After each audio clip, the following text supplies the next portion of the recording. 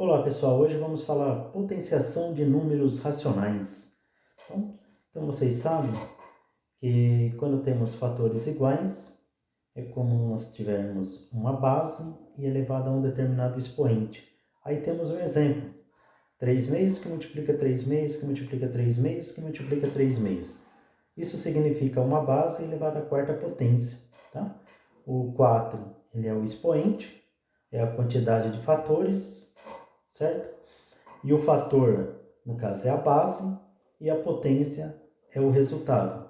Para resolver uma potenciação de fração, então eu já expliquei para vocês, né? Vocês sabem, no sétimo ano entram os números inteiros. Então você multiplica, né? O 3 4 vezes e depois o denominador, que é o 2, 4 vezes. Então, como está no exemplo aí para vocês, 3 vezes 3 vezes 3 vezes 3, 81. 2 vezes 2 vezes 2 vezes 2, 16. Portanto, 3 meios elevado à quarta potência é igual a 81 16avos. Não esqueça de deixar na forma irredutível, sempre que for possível. Neste caso, 81 16avos não dá para simplificar, tá bom? Próximo exemplo, 1/3 negativo elevado a zero é igual a 1, né? Vocês já sabem, todo número elevado a zero é igual a 1, independente se é um número inteiro, fração, positivo, negativo, número decimal, está elevado a zero é igual a 1. Agora, quando a base for negativa, né? No caso, 3/5 negativo elevado ao quadrado. Então, vocês já sabem a regra. Quando o expoente for par e a base for negativa, o resultado sempre vai ser positivo.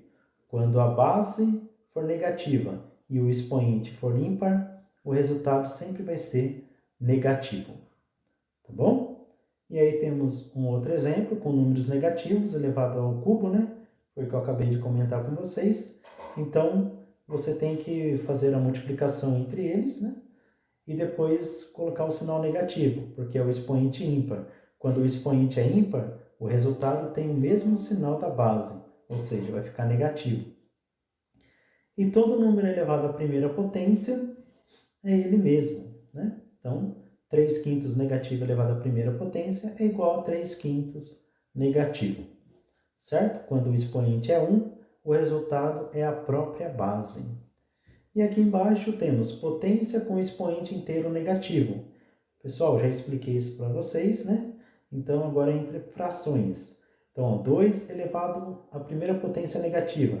Você tem que fazer o inverso, tá bom? Faz o inverso e depois resolve. Aqui já está resolvido direto, mas depois eu faço com vocês, passo a passo. Então, 2 elevado à primeira potência negativa é igual a 1 meio. 1 meio elevado à primeira potência é igual a ele mesmo. 2 elevado ao quadrado negativo, então fica 1 sobre 2 elevado ao quadrado, resolvendo passo a passo, fica 1/4. 2 elevado ao cubo negativo, né? Então fica 1 meio elevado ao cubo, aí você vai, numerador elevado ao cubo dá 1, denominador que é 2 elevado ao cubo dá 8. Portanto, 2 elevado ao cubo negativo é igual a 1/8. Radiciação de números racionais, que está na página 90. Temos aqui alguns exemplos, né? Como vocês já sabem, raiz quadrada de número negativo não existe. Raiz cúbica existe, tá?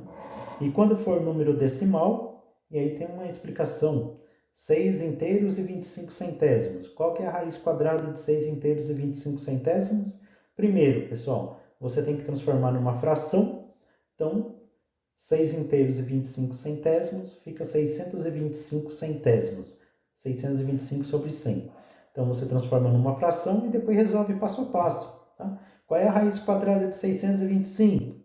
25. Qual é a raiz quadrada de 100? 10. E aí, o resultado 25 décimos, você transforma em número decimal. Portanto, a raiz quadrada de 6 inteiros e 25 centésimos é igual a 2 inteiros e 5 décimos. Ali embaixo temos raiz quadrada de 25/49avos. Mesma coisa, pessoal. Resolve primeiro a raiz quadrada de 25, 5. Raiz quadrada de 49, 7. Tá? E ali embaixo temos menos raiz quadrada de 1/44. Ele já colocou direto a resposta, tá? É igual a 1/2 negativo. Só que, na verdade, você tem que transformar numa fração, que vai dar raiz quadrada de 144 sobre 100. E depois fazer passo a passo. Raiz quadrada de 144, 12. Raiz quadrada de 100, 10. E aí transforma 12 décimos, né, em um número decimal, que vai dar 1,2, 1/2, e sempre acompanhando o sinal, porque o sinal, como vocês podem ver, está antes da raiz. Então, quando for no sinal de menos antes da raiz quadrada, existe, tá? Não existe raiz quadrada de número negativo, mas ali o número é positivo, apenas o sinal que está acompanhando a raiz, beleza? Expressões numéricas, página 91. Então aqui temos, pessoal, um exemplo, né? 3/7 negativo, que multiplica a raiz quadrada de 36 centésimos, mais 1/2 dividido pela raiz quadrada de 136,81. Bom, só lembrando primeiro, que primeiro tem que resolver parênteses, colchetes e chave, e depois respeitando as operações, né? Que aparecer primeiro. A regra é radiciação ou potenciação, multiplicação ou divisão, adição ou subtração, na ordem que aparecerem. No caso aqui temos a radiciação, né? Então tem que resolver primeiro. Pode ver que depois ele transformou 36 centésimos numa fração e resolveu a raiz. Aí sobrou multiplicação, adição e divisão.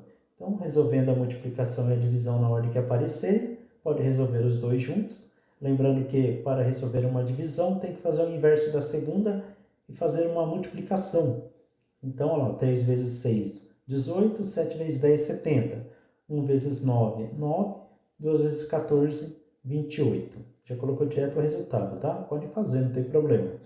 E ali, tirou o MMC, 70 e 28, que deu 140. E aí vocês sabem, né? Divide pelo de baixo e multiplica pelo de cima. 140 dividido por 72, 2 vezes 18, 36. 140 dividido por 28 vai dar 5. 5 vezes 9, 45. Né? E ali, ó, 36, que é negativo, tá, pessoal?